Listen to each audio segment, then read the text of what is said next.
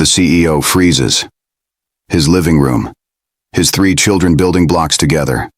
His daughter begging him not to send them away. His 6-year-old son looks up and says the words that shatter everything. "We're your kids too. The ones you said were too ugly." Before we dive in, comment where in the world you are watching from, and don't forget to click subscribe. The champagne glass shattered against the marble floor, and Vanessa Moore watched the golden liquid spread like blood across the white stone. 3 seconds ago, she'd been standing in Marcus Blackwood's penthouse office, her hands trembling as she held the pregnancy test, trying to find the words. 2 seconds ago, he'd looked at her stomach with something she'd mistaken for concern. 1 second ago, everything she thought she knew about the man she loved had died. "You're too ugly to have my baby," Marcus said, and then he laughed.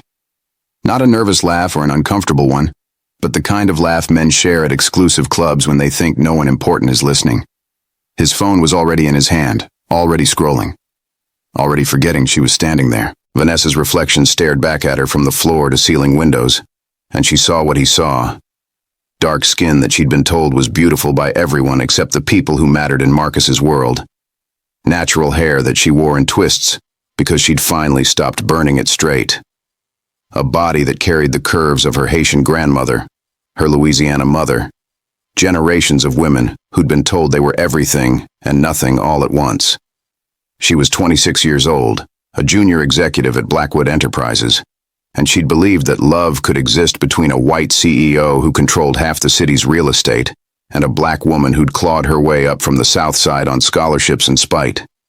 The baby inside her didn't know yet that their father thought they were a mistake, that their existence was something to laugh about. "I need you to understand something," Marcus continued, setting his phone down but not looking at her.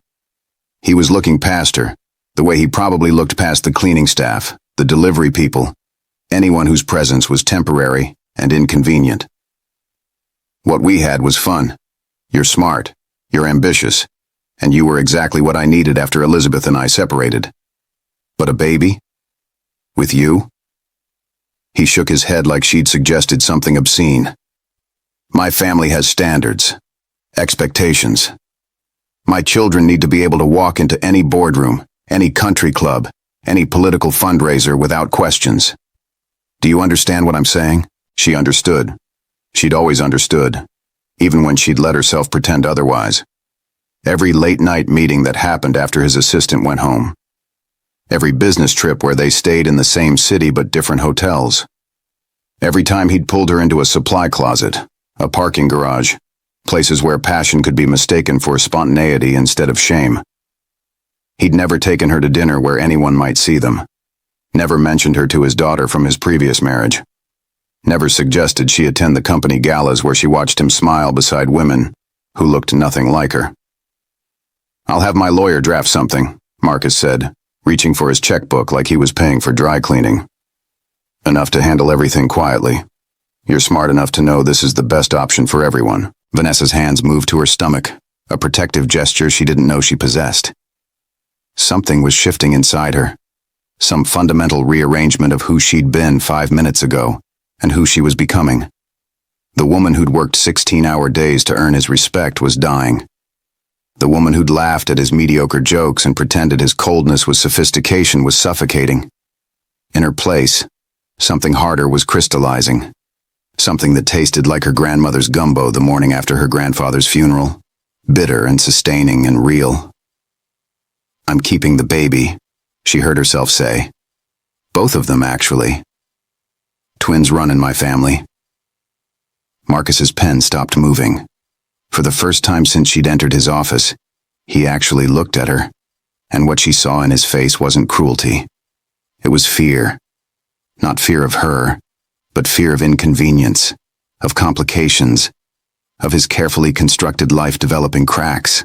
"Don't be stupid," he said. And there was the edge now, the tone he used with incompetent subordinates. "You think you can raise twins on your salary? In this city? You'll be working 3 jobs just to afford daycare. Think about your career. Think about what you're throwing away."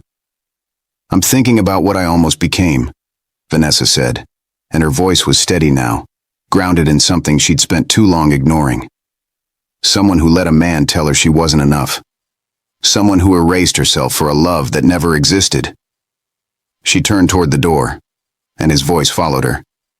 If you do this, you're finished at Blackwood Enterprises. I'll make sure you never work in this industry again. Vanessa paused, her hand on the crystal doorknob that probably cost more than her monthly rent. Then I guess I'll work in another industry. The door closed behind her with a soft click that sounded like a period at the end of a sentence.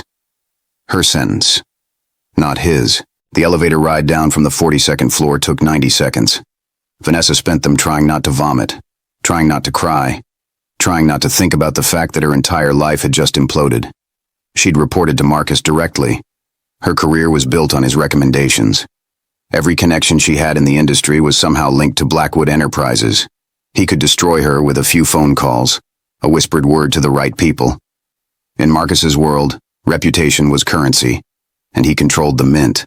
The lobby was all glass and steel, modern art that cost more than she'd make in a decade, security guards in suits that fit better than anything in her closet. Stephanie Chen, Marcus's executive assistant, was standing near the coffee bar, and something in her face made Vanessa stop. Sympathy. Recognition. The expression of someone who'd seen this movie before and knew how it ended. The same thing happened to Lydia Garcia, Stephanie said quietly, not looking at Vanessa directly, speaking to her coffee cup like the walls had ears. She worked in acquisitions, got pregnant by Marcus 3 years ago. He paid her off, had her sign an NDA, and she disappeared. Last I heard, she's waitressing in Portland. Stephanie's eyes finally met hers, and there was warning in them, and sorrow, and something that might have been guilt. He has lawyers who specialize in making problems disappear. Be careful. Vanessa made it to her car before the tears came. They weren't delicate tears, the kind that could be dabbed away with tissue. They were the ugly, choking kind that came from somewhere primal, somewhere that understood loss and betrayal in a language older than words. She gripped the steering wheel of her 12-year-old Honda and let herself break apart in the parking garage that smelled like oil and exhaust and shattered dreams. Her phone buzzed. Her mother, calling for the 3rd time that day. Evangeline Moore had a sixth sense for when her daughter was falling apart. A maternal radar that had been honed over 26 years of watching Vanessa fight battles that shouldn't have been hers to fight. But Vanessa couldn't answer. Not yet.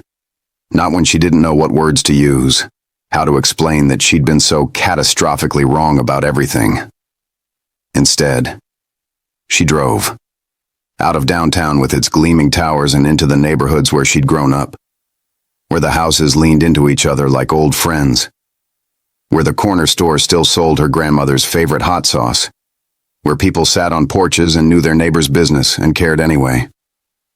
She pulled up in front of the yellow house with the garden her mother tended like a cathedral, and Evangeline was already on the porch, already moving down the steps with her arms open. "Baby girl," her mother said, and that was all it took. Vanessa crumbled into her embrace, 30 years of being strong dissolving into the safety of her mother's arms. They sat in the kitchen that still smelled like this morning's coffee and yesterday's fried fish. Evangeline didn't ask questions. She made tea the old way, loose leaves in her grandmother's pot, the ritual buying time for truth to find its way to the surface. When she finally set the cup in front of Vanessa, her hands were steady, but her eyes held storms. "I'm pregnant," Vanessa said. "Twins, and the father doesn't want them. Doesn't want me. Never did."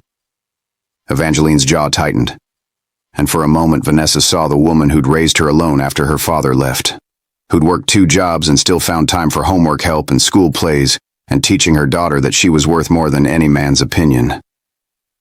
"Is it that white boy from your office? The one you've been sneaking around with?" Vanessa nodded, shame heating her face. "The CEO? The one with the big house in the suburbs and the ex-wife who's on all them charity boards?"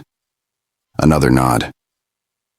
Evangeline was quiet for a long moment, her fingers tracing the chip on her teacup, the one she refused to replace because it had been her mother's. "Your grandmother used to tell me a story about a woman in Haiti who loved a man from the big house. French man with education and money and promises. She gave him everything, and he gave her nothing but a baby and a broken heart. But that baby, My grandmother.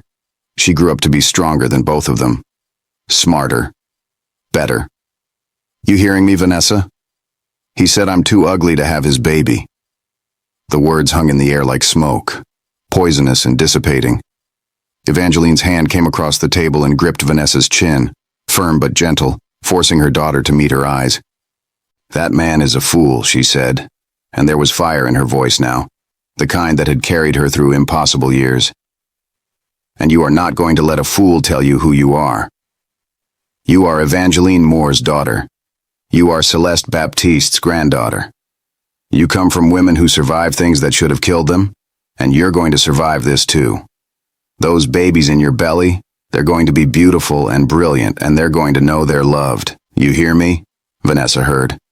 But hearing and believing were different countries, and she was still lost in the space between. That night, alone in her apartment that suddenly felt too small for the future growing inside her, Vanessa opened her laptop. Her resignation letter took 10 minutes to write and 6 years to send. She'd worked so hard for that job, sacrificed so much, and now it was gone. Not because she'd failed, but because she'd succeeded too well at making a man who didn't deserve her feel powerful. The next morning, she woke to 17 missed calls and 43 texts. Marcus's lawyers wanted to meet. Marcus's assistant wanted to schedule a conversation. Marcus himself wanted to discuss options. Every message was coded, professional, designed to sound like concern while really being about control. She blocked every number, deleted every email, and felt something like freedom mixed with terror. By the end of the week, she was unemployed, 6 weeks pregnant, and running out of money. 2 months if she was careful, 1 month if she wasn't. She applied to every job she was qualified for and watched them all go nowhere. Marcus's reach was longer than she'd imagined. A few sympathetic recruiters admitted off the record that Blackwood Enterprises had put out quiet warnings. Liability risk, they called her. Difficult to work with. Unprofessional conduct. Words that meant nothing and everything, that followed her like shadows. 3 months later, her stomach was starting to show, and her bank account was starting to scream. She took a job at a call center, answering angry customers about bills and service disruptions, smiling through the phone even when people called her names she'd heard too many times before. Her manager was a white woman named Paula, who spoke slowly to her like English might be Vanessa's second language, who scheduled her for the worst shifts and acted like it was a favor. You should be grateful, Paula told her during one of their meetings, her eyes drifting to Vanessa's growing belly like it was evidence of poor judgment. Most places wouldn't hire someone in your condition. We're very inclusive here. Vanessa swallowed the responses that burned in her throat and thanked her. She needed this job. She needed the insurance that came with it. She needed to survive until she could figure out her next move. 5 months pregnant, her body swelling with life. She worked 40-hour weeks standing in shoes that hurt her feet. Came home to an apartment where the heat only sometimes worked. Ate meals that consisted of rice and beans because that's what she could afford. She stopped looking at social media, stopped torturing herself with pictures of Marcus at charity galas, Marcus receiving business awards, Marcus living his life like she'd never existed. He'd moved on effortlessly. She was drowning. Her mother visited every weekend, bringing food and furniture she'd found at thrift stores, baby clothes from church donations. Evangeline never said I told you so. Never made Vanessa feel small for her choices. But sometimes Vanessa caught her mother looking at her with an expression that broke her heart. Pride mixed with sorrow. Love mixed with fury at a world that made her daughter's life so hard. I'm naming them Justice and Joy, Vanessa announced one Sunday, her hands on her stomach where 2 hearts beat alongside her own. After Grandma's sisters. Strong names. Names that mean something. Evangeline smiled, but her eyes were wet. Your grandma would have loved that. Would have loved them. Would have been so proud of you, baby. For what? Vanessa's voice cracked. For getting pregnant by a man who thinks I'm trash? For losing my career? For ending up right where everyone probably expected me to be? For surviving, Evangeline said simply. For choosing love over convenience. For being strong enough to raise these babies alone instead of letting that man make you into something you're not. That takes courage most people don't have. The twins were born on a Tuesday morning in February, during a snowstorm that shut down half the city. Vanessa labored for 19 hours in a hospital where the nurses were overworked and the rooms were too cold, where she had no partner to hold her hand, no one to tell her she was doing great, just her mother in the corner praying in Creole and English and any language God might be listening in. Justice came first, screaming his arrival with impressive lungs, his skin the perfect blend of her darkness and Marcus's fairness, a beautiful brown that reminded Vanessa of coffee with cream. Joy followed 8 minutes later, quieter but no less perfect, her eyes already alert and curious like she was taking inventory of this strange new world. They were perfect. They were hers. And as Vanessa held them both, one in each arm, she felt something shift in her chest. Not happiness, not yet, but something close to it.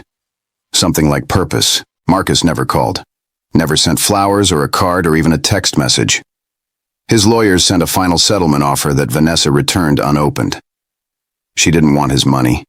She didn't want anything from him except the gift he'd already given her without meaning to. 2 perfect reasons to become stronger than she'd ever been. The first year was impossible. The twins never slept at the same time. Vanessa's body hurt in places she didn't know could hurt. Money was so tight she started selling her clothes, her jewelry, anything that wasn't essential. She worked the call center during the day and picked up freelance graphic design work at night, teaching herself skills on YouTube during feeding times, building a portfolio during nap times that never lasted long enough. Her mother moved in when the twins were 8 months old, not asking, just showing up with her suitcases and taking over the smaller bedroom. "I already raised you," Evangeline said when Vanessa protested. "What's 2 more babies? Besides, you need to focus on building something bigger than this call center job. Those twins deserve to see their mama succeed."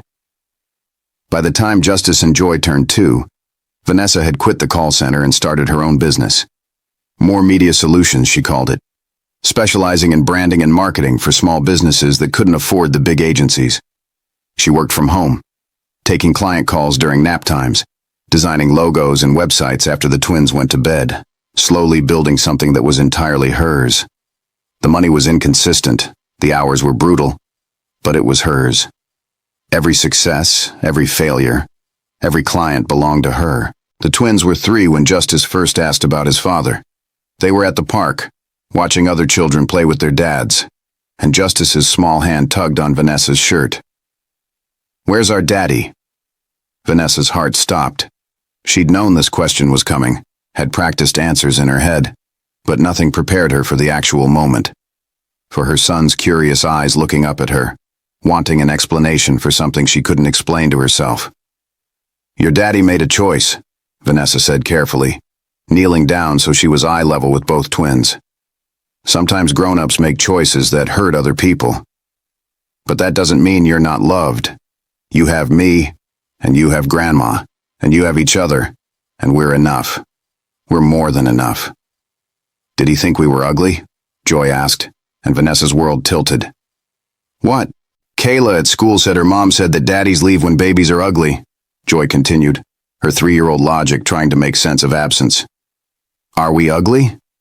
Vanessa pulled them both close, her babies who looked like her, and looked like him, and looked like entirely themselves, perfect in ways that had nothing to do with genetics. "You are the most beautiful children in the entire world," she whispered fiercely. "And anyone who doesn't see that is blind. Your daddy isn't in your life because of his problems, not because of anything wrong with you. Never forget that. But children don't understand adult complications.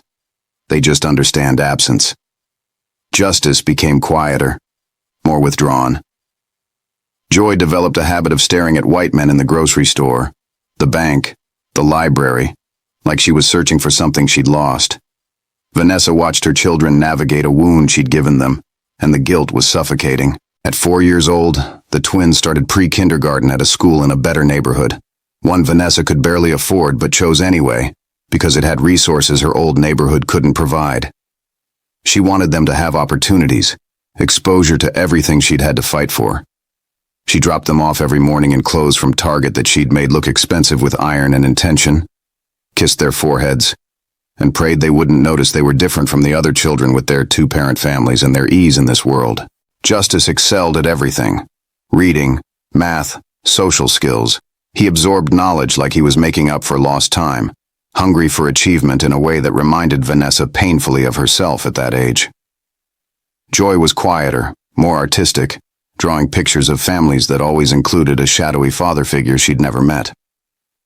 Their teacher, Mrs. Robertson, called Vanessa in for a conference and suggested gently that the children might benefit from talking to someone about their father's absence. "I can't afford therapy," Vanessa admitted, the words tasting like failure. "There are programs," Mrs. Robertson said kindly. "Resources for single mothers. You don't have to do this alone." But Vanessa had been doing it alone for 4 years. Alone was the only thing she knew anymore. The twins turned 5, then 6, growing taller and smarter and more curious about the space where their father should be. Vanessa's business was finally stable, finally making enough money that she could breathe without calculating every dollar. She moved them to a bigger apartment, started saving for their college funds, let herself imagine a future that wasn't just survival. And then one Saturday afternoon, everything changed. Vanessa was at the grocery store with both twins, navigating the cereal aisle while Justice and Joy debated the merits of different sugary options. A man's voice cut through the noise, authoritative and familiar, in a way that made Vanessa's skin prickle with old memory. "That'll be fine, Isabel. Just pick something healthy." She turned, and there he was. Marcus Blackwood, looking exactly the same except for threads of silver in his dark hair, wearing casual clothes that probably cost more than her rent. And next to him was a little girl, maybe 7 or 8 years old, with his pale skin and sharp features. His daughter from his first marriage, the one he'd actually claimed. Their eyes met across the grocery aisle, and Vanessa watched recognition dawn on his face. Shock, then discomfort, then a desperate calculation that she recognized from 6 years ago. He was already looking for exits, already trying to figure out how to avoid this confrontation. But Justice saw him first, her brilliant, observant son who missed nothing. "Mama," he said, his voice strange. "Why does that man look like Joy?" Because he did. The shape of Joy's eyes, the curve of her smile, the way she tilted her head when she was thinking hard about something. All Marcus. All evidence of the connection he'd denied. The daughter of Marcus, Isabel, was staring now too, her young eyes moving between the twins and her father, trying to understand something she couldn't quite articulate. Vanessa's mouth was dry. Her hands were shaking. 6 years of careful avoidance, 6 years of building a life that didn't include him. And now here they were in the cereal aisle of a grocery store, their separate worlds colliding in the most mundane way possible. Marcus took a step forward, and his face was doing something complicated, something between panic and an emotion Vanessa couldn't name. "Vanessa, this is... Mama?" Joy's voice was small, uncertain. "Who is that?" And Vanessa realized in that moment that she had a choice. She could protect Marcus, could hustle her children out of this store and maintain the fiction that had defined their lives. Or she could tell the truth and let whatever happened next happen. Justice was still staring, his 6-year-old brain making connections faster than she could stop them. "He looks like us," he said. And it wasn't a question, it was an accusation, an understanding. A world rearranging itself. Marcus's daughter tugged on his sleeve. "Daddy, do you know these people?" The word daddy hit Vanessa like a physical blow. That's what her children should have been calling him. That's what he'd denied them while giving it freely to a child whose skin was the right color, whose existence was acceptable, whose life included him fully and without shame. "We should go," Marcus said, already turning, already running like he'd run 6 years ago. But Joy, her quiet artist daughter who felt everything so deeply, stepped forward. "Are you our daddy?" The grocery store seemed to hold its breath. Other shoppers had stopped, were watching this drama unfold in real time. Marcus's face went through a dozen expressions in 2 seconds. Denial, anger, fear, and something that might have been sorrow, but looked too much like inconvenience. "I don't," he started, and Vanessa knew what was coming. Another denial, another erasure, another moment of teaching her children that they weren't worthy of acknowledgement. "Yes," Vanessa heard herself say, her voice steady despite the earthquake inside her. He is. Justice's eyes went wide, Joy's filled with tears. Isabel looked confused and hurt, and Marcus looked like a man watching his carefully constructed world crumble in the cereal aisle of a suburban grocery store. Vanessa, we can't do this here, Marcus said, his voice low, urgent, commanding in the way that used to make her obey. Then where? She challenged. Where exactly is appropriate for you to finally acknowledge your children? The ones you called ugly? The ones you've ignored for 6 years? His daughter's hand slipped from his. Daddy? Isabel's voice was breaking. You have other kids? Marcus's jaw clenched, and Vanessa saw the moment he made his decision. The same decision he'd made 6 years ago. Self-preservation over truth. Convenience over courage. This is a mistake, he said, already backing away. Isabel, come on. We're leaving. But Daddy? Isabel protested, still looking at Justice and Joy with something like wonder and confusion, like she'd just discovered she wasn't an only child, like her understanding of her family had just shifted. Now, Marcus commanded, and his daughter obeyed. But she kept looking back as he hustled her away, kept staring at the twins like she was memorizing their faces. Vanessa stood in the cereal aisle, her children on either side of her, and felt 6 years of protection shatter. Justice was crying silently, his small shoulders shaking. Joy was statue still, her face frozen in an expression that reminded Vanessa of herself, the day Marcus had laughed at her pregnancy. He's really our dad? Justice whispered. Yes, and he doesn't want us? Vanessa knelt down, pulled both children into her arms right there in the grocery store, while other shoppers pretended not to stare. He doesn't deserve you, she said fiercely. Do you hear me? You are perfect, and brilliant, and beautiful, and he doesn't deserve to know you. But even as she said it, she knew the damage was done. Her children had seen their father choose another child over them, had watched him walk away a second time, had learned in the cruelest way that some people's love had conditions they could never meet. They drove home in silence, the twins processing something too big for 6-year-old hearts. Vanessa's hands were shaking on the steering wheel, her mind racing through implications and consequences, and the fact that Marcus now knew where she shopped, that their lives weren't as separate as she'd believed. At home, Evangeline took one look at all three of them and knew something had broken. She took the twins into the kitchen for cookies and cartoons, while Vanessa collapsed on her bed, finally letting herself feel the full weight of what had just happened. Her phone buzzed. An unknown number. Her thumb hovered over the ignore button, but something made her answer. Miss Moore? A woman's voice, professional but warm. My name is Patricia Chen. I'm Marcus Blackwood's sister. I was at the grocery store today with my niece Isabel. We need to talk. Vanessa's breath caught. Marcus had a sister. In all their time together, all those late nights and stolen moments, he'd never mentioned family beyond his daughter. Patricia Chen. The name tickled something in her memory, something she'd seen in business journals. Patricia Chen Blackwood, she realized. The Blackwood nobody talked about. The one who'd married outside the family's social circle and been quietly written out of the company's public face. I don't think we have anything to discuss, Vanessa managed, her voice harder than she felt. Please. Patricia's voice softened, became almost pleading. I saw what happened today. I saw my brother walk away from those beautiful children, and I saw the look on their faces. I've watched Marcus be a coward in many ways over the years. But this is unforgivable. Those children deserve better. You deserve better. And Isabel deserves to know her siblings. Siblings. The word hung in the air like a promise and a threat. Vanessa thought of her twins downstairs, thought of how they'd always asked about having brothers or sisters, how they'd made up imaginary siblings in their games. They had a sister, a real one, a half-sister who'd been raised with everything they'd been denied. Why are you calling me? Vanessa asked. Why do you care? Patricia was quiet for a moment, and when she spoke again, there was pain in her voice. Because I know what it's like to be erased by the Blackwood family. When I married my husband, when I chose love over their approval, They tried to make me disappear too. Marcus testified against me in court when I fought for my share of our father's estate. He chose money and status over his own sister. I haven't spoken to him in 8 years.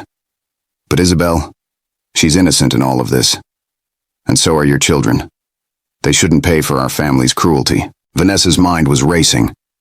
Marcus had a sister who'd been cut off from the family fortune. A sister who understood what it meant to be rejected by the Blackwoods. A potential ally in a war Vanessa hadn't even known she was supposed to be fighting. "What do you want from me?" Vanessa asked carefully. "Nothing," Patricia said. "What I want is to give you something. Information. Support. Whatever you need. Marcus has been lying to everyone for 6 years about your children. His parents don't know they have 2 more grandchildren. The board of directors doesn't know their CEO has been abandoning his responsibilities. His ex-wife doesn't know he got another woman pregnant while they were still married, which would have destroyed their divorce settlement. He's built his whole life on covering up mistakes, and your children are paying the price." Vanessa's heart was pounding. Marcus had still been married when they'd started sleeping together. He'd lied about that too. How many other lies had there been? How many other women had there been? "Isabel keeps asking about the twins," Patricia continued. "She wants to know their names. She wants to know if they like the same things she likes. She's an only child who just discovered she has a brother and a sister, and she's hurt that her father lied to her. I'm her guardian while her mother is overseas for work. I have her for the next month, and she's begging me to let her meet them.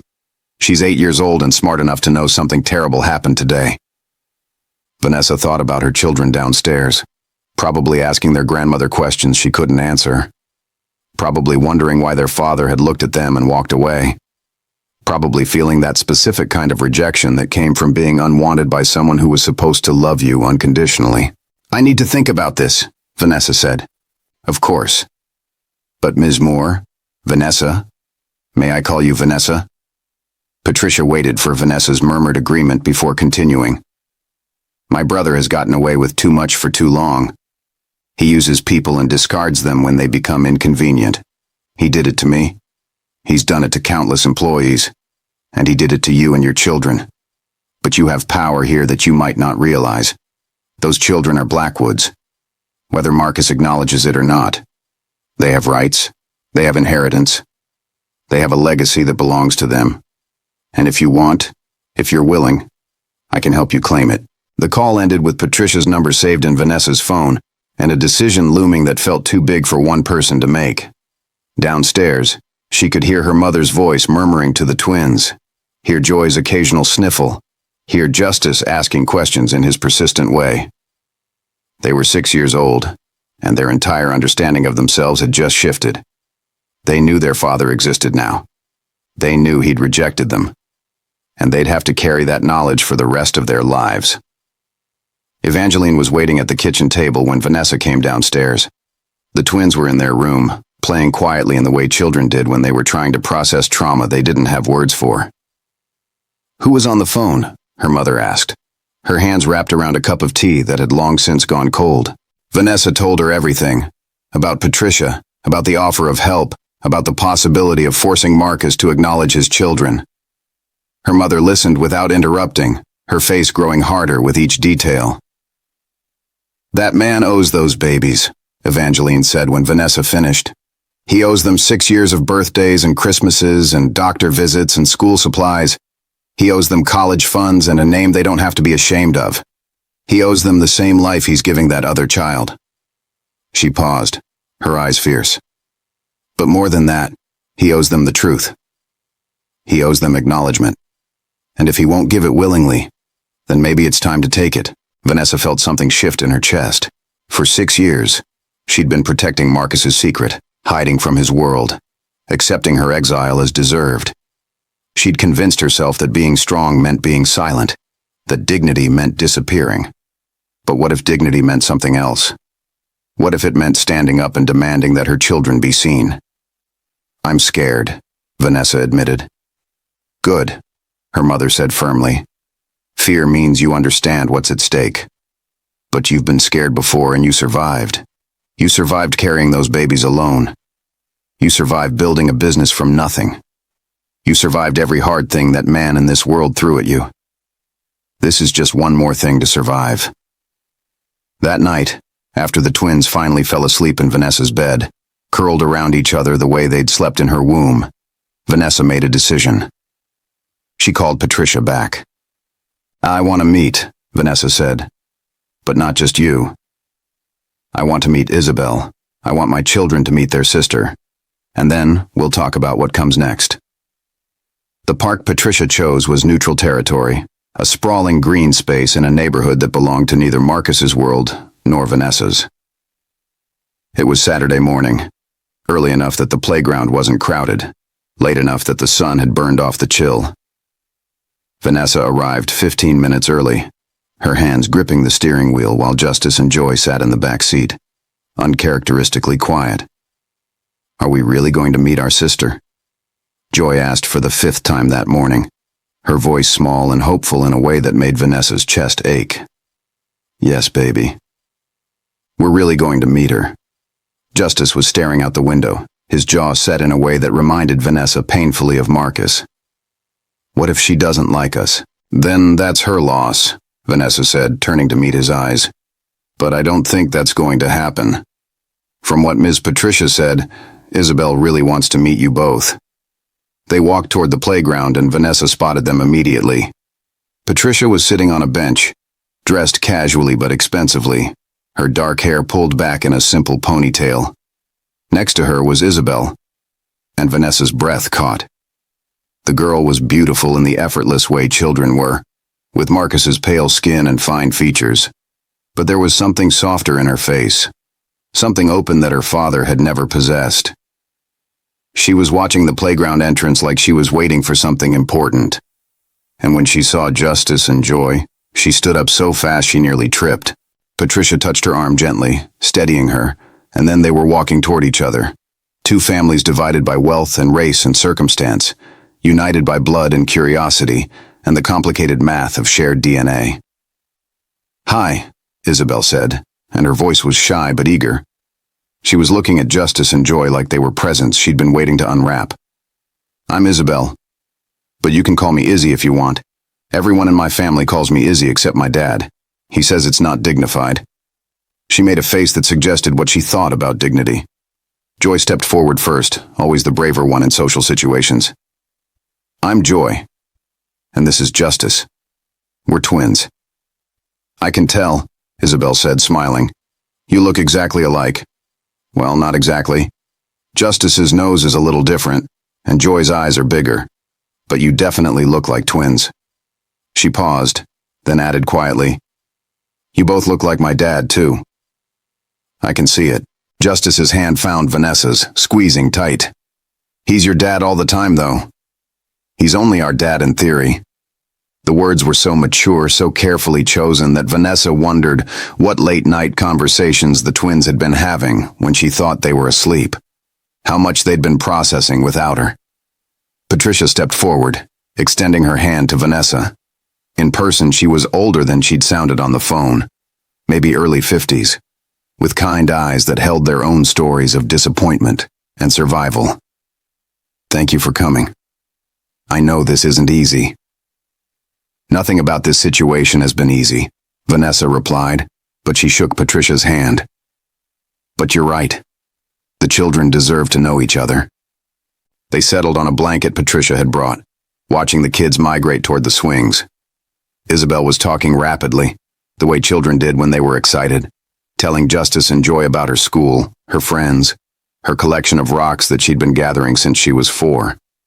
The twins listened, occasionally interjecting, slowly warming to this sister who'd appeared in their lives like a character from a story they'd been writing in their heads for years. "She hasn't stopped talking about them since Tuesday," Patricia said quietly. "She's been planning what to say, what to show them, how to make them like her. She's terrified they'll blame her for Marcus's choices." "They're 6, Vanessa said. "They don't understand blame yet. They just understand absence." Patricia pulled out her phone, scrolled through something, then handed it to Vanessa.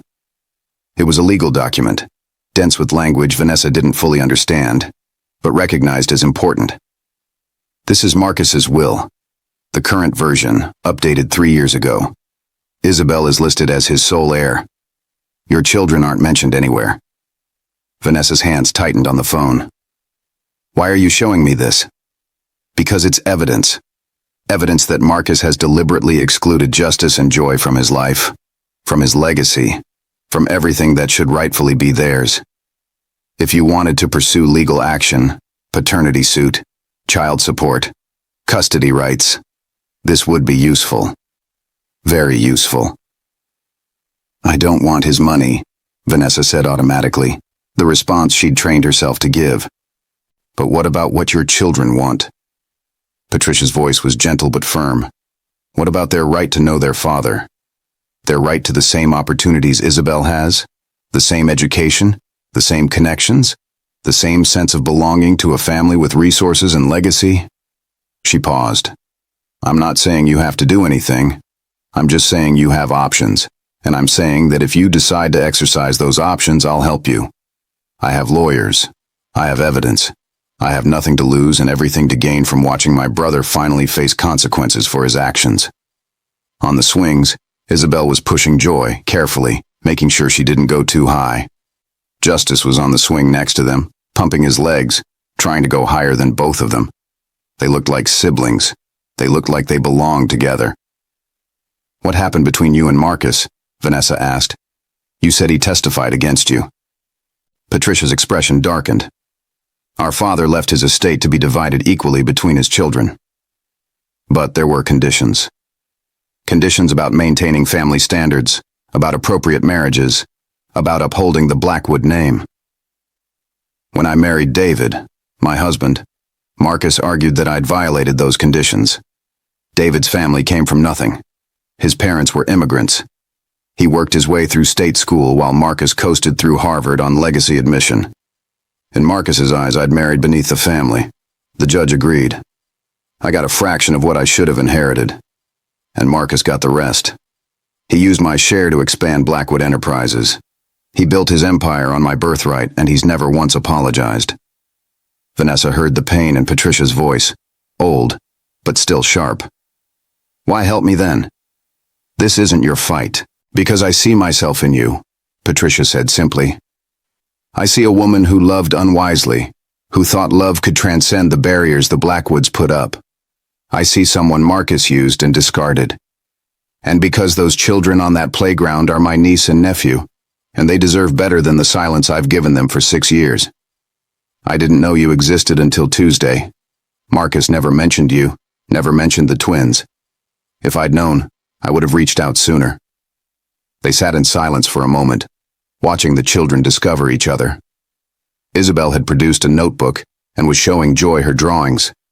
Justice was examining the rocks she'd brought in her backpack, asking questions about each one, his scientific mind engaging with her artistic one. They were different and similar all at once. 3 children connected by a man who'd chosen only one of them. There's something else you should know, Patricia said quietly. Marcus is being considered for a major appointment, Secretary of Housing and Urban Development. The new administration is vetting him. If it comes out that he has 2 children he's been hiding, children he abandoned, it would destroy his chances. It might destroy his career entirely. Vanessa's heart was pounding. Is that what you want? To destroy him? I want justice, Patricia said. But more than that, I want those children to have what they deserve. If Marcus was a good man who made a mistake, I'd encourage reconciliation. But he's not a good man. He's calculated, cruel, and convinced of his own superiority. He'll never acknowledge justice and joy unless he's forced to. So the question is, are you willing to force him? Before Vanessa could answer, Isabel ran over, Joy and Justice trailing behind her. Aunt Patricia, can they come to our house? I want to show them my room. I have so many things to show them. Patricia looked at Vanessa, the question implicit. Vanessa looked at her children, saw the hope in their faces, the desperate desire to be included in something that had always been denied them. Maybe another time, Vanessa said gently. Today was just about meeting. But when? Isabel pressed. Can we meet again tomorrow? Or next week? Or I have a birthday coming up.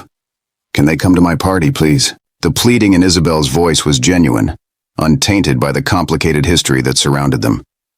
She was a child who'd just discovered she had siblings, and she wanted what all children wanted: connection, family, belonging.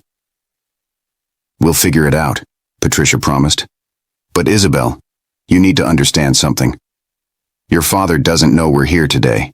He doesn't want justice and joy to be part of your life. If we do this, if we keep meeting, he's going to be very angry. Isabel's face set in a stubborn expression that reminded Vanessa of both Patricia and Marcus. I don't care. They're my brother and sister. I get to decide if I want to know them. Later that night, after the twins had gone to bed still buzzing with excitement about their sister, about her rock collection and her drawings and her promise that they'd see each other again, Vanessa sat with her mother and made plans that felt like declarations of war. You're really going to do this? Evangeline asked. Go after him legally? I have to, Vanessa said. Not for me. For them. They deserve child support, college funds, their father's name. They deserve to not grow up wondering if they were worth loving. And if the only way to get Marcus to give them those things is to threaten everything he cares about, then that's what I'm going to do. Patricia had recommended a lawyer, a woman named Diane Torres, who specialized in paternity cases and had a reputation for being relentless.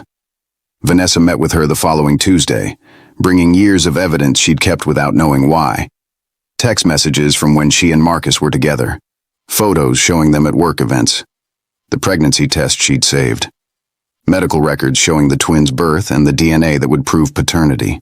Diane listened to everything, took notes, asked questions that made Vanessa relive the worst moments of her life.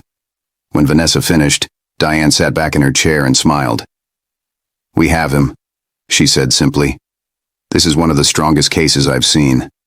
He's a CEO, a public figure, being vetted for a cabinet position. He has significant assets and income. He's been paying child support for one child but deliberately avoiding his obligations to two others. Any judge would rule in your favor. The only question is how much you want to push for. Everything, Vanessa heard herself say. I want everything he owes them. 6 years of child support, future support until they're adults, college funds, medical expenses, everything. And custody? Visitation rights? Vanessa thought about Marcus walking away in the grocery store. Thought about him laughing when she told him she was pregnant. I want him to have the option to be in their lives. But I won't force it. If he wants to be their father, he can prove it.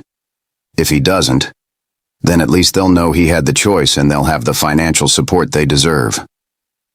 The papers were filed 2 weeks later. Marcus was served at his office in the middle of a board meeting by a process server who had no sympathy for his embarrassment. Patricia called Vanessa that evening, her voice filled with grim satisfaction. He's panicking, Patricia reported. He called me screaming, demanding to know if I was involved. I told him yes. I told him I'd met his other children, and they were wonderful. I told him he should be ashamed of himself. He hung up on me. 3 days later, Marcus's lawyers reached out. They wanted to settle quickly, quietly, before the story leaked to the press. They offered a sum that was generous by most standards, but insulting compared to Marcus's actual wealth. Diane rejected it immediately and countered with a number 3 times higher, plus ongoing support, plus a formal acknowledgement of paternity. Marcus refused. The case moved forward. And then something Vanessa hadn't anticipated happened. The story leaked anyway. It started small, a blind item in a gossip column about a prominent CEO with a secret family. Then a blog post connecting dots, mentioning Marcus's name, speculating about the identity of the mother and children. Then a small news outlet picked it up, and suddenly it was everywhere. CEO Marcus Blackwood has twin children he's never acknowledged. Sources say he called the children's mother too ugly to have his baby. A successful black businesswoman and her biracial twins, rejected by their billionaire father. The narrative wrote itself, and it wasn't kind to Marcus. The vetting committee for his cabinet appointment started asking questions. Reporters camped outside Vanessa's apartment, outside the twins' school, outside Patricia's house. Isabel's mother flew back from overseas, furious that her daughter was caught in the middle of a scandal. Marcus's ex-wife gave an interview suggesting she wasn't surprised, that Marcus had always had wandering eyes and flexible morals. Vanessa kept her children home from school for a week while the storm raged. She didn't give interviews, didn't make statements, just held her babies and tried to shield them from the ugliness their existence had apparently created. Justice was confused why people wanted to take their pictures. Joy was scared of the cameras. Vanessa was exhausted from explaining things she barely understood herself. And then Marcus showed up at her door. It was late, past the twins' bedtime, and Vanessa almost didn't answer when she saw him through the peephole. But something in his face made her open the door, keeping the chain lock engaged, her mother hovering protectively behind her. "Please," Marcus said, and his voice was nothing like she remembered. It was broken, desperate, human in a way he'd never been with her. "Please, I need to talk to you.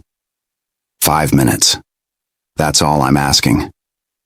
Vanessa looked at her mother, who shook her head firmly. But Vanessa had spent 6 years wondering what she'd say to Marcus if she ever got the chance. She stepped onto the porch, closing the door behind her, crossing her arms against the cold and against him. "Talk," she said. Marcus looked terrible. His expensive suit was rumpled. His hair was disheveled.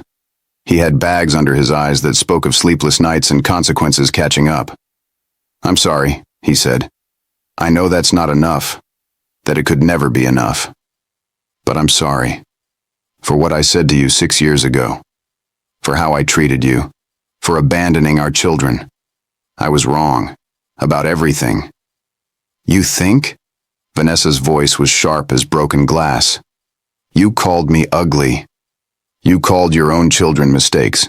You've ignored them for 6 years while you gave their sister everything. And now, only now when it's hurting your career, you're sorry?" "No," Marcus said quickly. "I mean, yes, the timing is awful. But I saw them at the park last week. With Isabel and Patricia. I followed Patricia because I suspected she was up to something. And I saw them together. Saw Justice examining Isabel's rocks like each one was a treasure. Saw Joy showing her a drawing she'd made. Saw them laughing together like they'd known each other forever. And I realized what I'd done. What I'd thrown away. They're remarkable, Vanessa. They're brilliant and kind and everything I thought I wanted in children. And I didn't even know them." "You were watching them." Vanessa's voice rose. "You were spying on your own children instead of actually meeting them." "Because I'm a coward," Marcus admitted, and the honesty in his voice shocked her more than anything else he could have said. "Because I've been a coward since the day you told me you were pregnant. I was scared of my family's judgment, scared of what people would think, scared of how your existence would complicate the neat little life I'd constructed. I chose comfort over courage, and my children have paid the price." Vanessa wanted to stay angry. Anger was safe, protective, familiar. But looking at Marcus now, seeing genuine remorse in his face, she felt something shift. Not forgiveness, not yet, maybe not ever, but something like the possibility of moving forward. "What do you want?" she asked quietly. "I want to know them," Marcus said. "I want to be their father if they'll let me. If you'll let me. I know I don't deserve it. I know I've done nothing to earn that right. But they deserve a father who shows up, who acknowledges them, who's proud of them. And I want to be that person even if it's 6 years too late." "Words are easy," Vanessa said. "You're good at words. You're good at making promises you don't keep. What are you actually willing to do?" Marcus pulled papers from his jacket, handed them to her with shaking hands. "This is a settlement agreement. Everything your lawyer asked for, and more. 6 years of back child support. Ongoing support until they're 25. College funds fully funded. Medical expenses. And my name. Justice and Joy will be legally recognized as Blackwoods, with all the rights and privileges that entails, including inheritance rights equal to Isabel's." Vanessa stared at the papers, at numbers that had so many zeros she had to count them twice to believe them. This was more than financial security. This was generational wealth. This was opportunity and access, and the kind of privilege she'd fought her whole life to approximate. "And what do you get?" she asked suspiciously. The chance to know my children, Marcus said.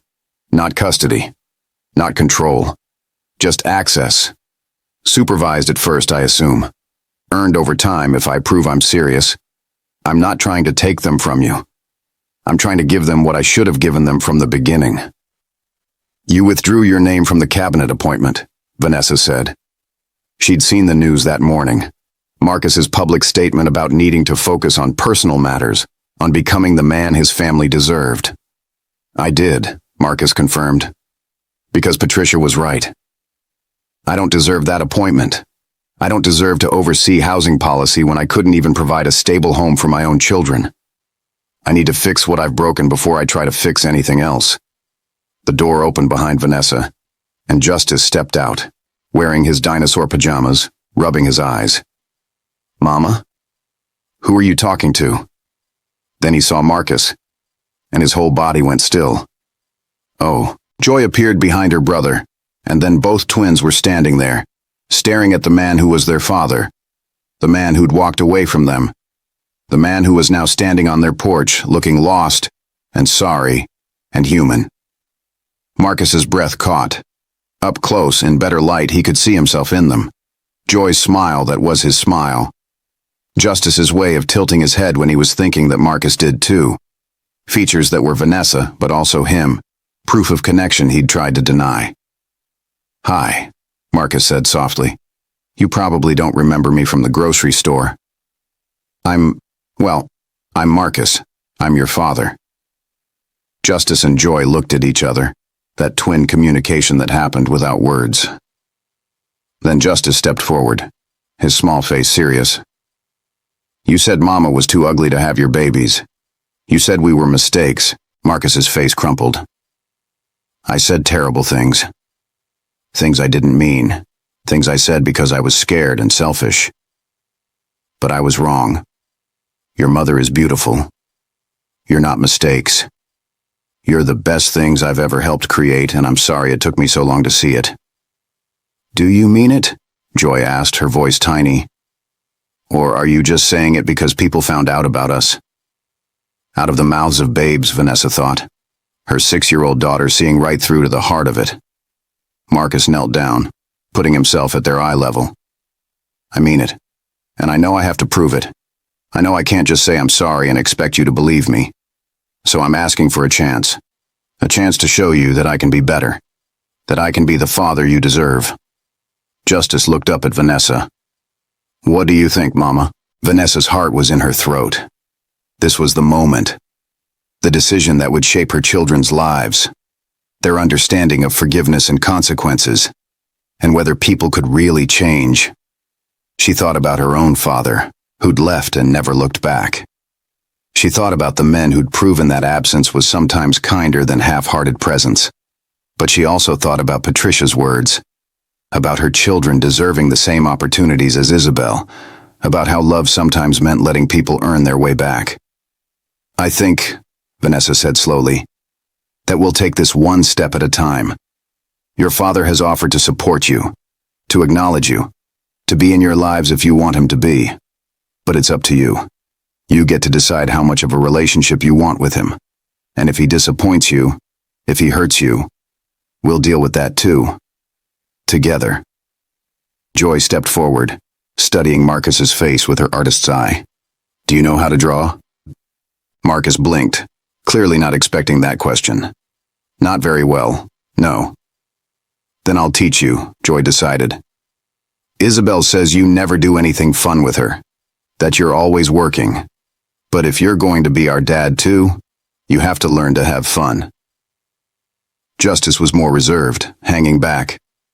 I like science, and reading, and I have a lot of questions about genetics and inherited traits and probability. Can you answer questions?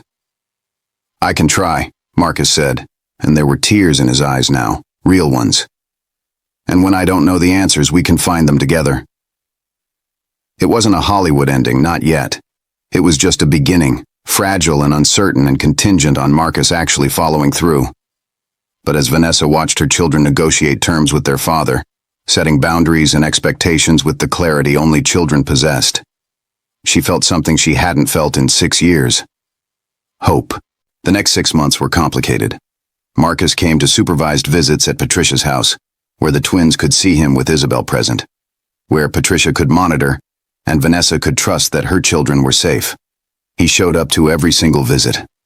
He learned to draw with joy, sitting at Patricia's kitchen table with colored pencils and patience he'd never shown in his corporate life. He answered Justice's endless questions about business and science and family history, finally giving his son the connection he'd craved. He took all 3 children to museums, to parks, to places where they could be together without the weight of public scrutiny. Isabel blossomed with her siblings, no longer the lonely only child, but part of a trio that fought and laughed and created their own mythology. She taught Joy about her rock collection, learned about Justice's dinosaur obsession, discovered that having siblings was better than she'd imagined. Her mother was wary at first, protective of her daughter, but even she softened when she saw how happy Isabel was. Marcus signed the settlement agreement. The money hit Vanessa's account, and she stared at the balance for a full 10 minutes before believing it was real. She paid off her mother's mortgage, started a college fund that would let her children go anywhere they wanted, invested in growing her business in ways she'd never been able to before. But more than the money, she had peace. Her children had their father's name, his acknowledgement, his presence in their lives. Vanessa's business exploded. Turns out being the woman who'd stood up to a billionaire CEO and won had a certain cachet. Clients who'd never returned her calls suddenly wanted to work with her. She hired employees, moved into a real office, started turning down projects because she had too many to choose from. More Media Solutions became More Media Group, and she was no longer just surviving. She was thriving. On the twins' 7th birthday, Marcus threw them a party at Patricia's house, the first birthday he'd ever celebrated with them. Justice and Joy wore matching outfits they'd picked themselves, their joy uncontained as they ran around with Isabel and the friends from school they'd finally been able to invite without shame. Marcus had hired a science educator who brought fossils and experiments. There was an art station where Joy could teach everyone to draw. There was a cake with 7 candles, and 3 children blowing them out together, wishing for things that might actually come true now. Vanessa stood next to her mother, watching her children laugh with their father, with their sister, with the family they'd built from broken pieces. "You did good, baby," Evangeline said softly. "You fought for them, and you won." "We won," Vanessa corrected. "All of us. Even Marcus in a way.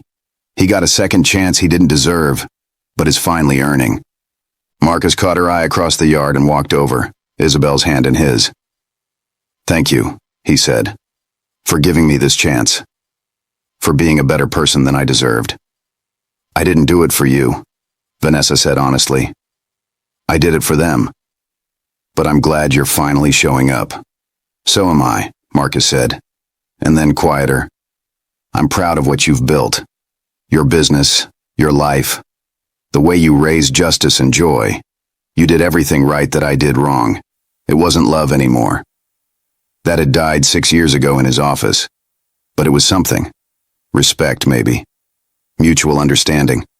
The complicated piece of 2 people who'd made a mess and were cleaning it up together. As the sun set on the party, as children ran through Patricia's garden, and adults talked like maybe they could be something like family, Vanessa held her babies close. Justice with his father's eyes and her determination. Joy with his smile and her creativity. Both of them perfect blends of everything that had come before, everything that would come after. They were Blackwoods now, legally and fully. But more than that, they were Moors. They were Baptistes. They carried generations of survival and strength in their DNA, mixed with privilege and access they'd fought to claim. They would grow up knowing they were loved fiercely, wanted absolutely, and powerful enough to change narratives that said they didn't belong. And Vanessa, who'd been called too ugly to have a billionaire's babies, who'd been laughed at and dismissed and erased, stood in the middle of her victory and knew the truth. She'd always been beautiful. She'd always been enough. And her children, her brilliant, beautiful, beloved children, were living proof that sometimes the best revenge was just living well, loving hard, and refusing to disappear.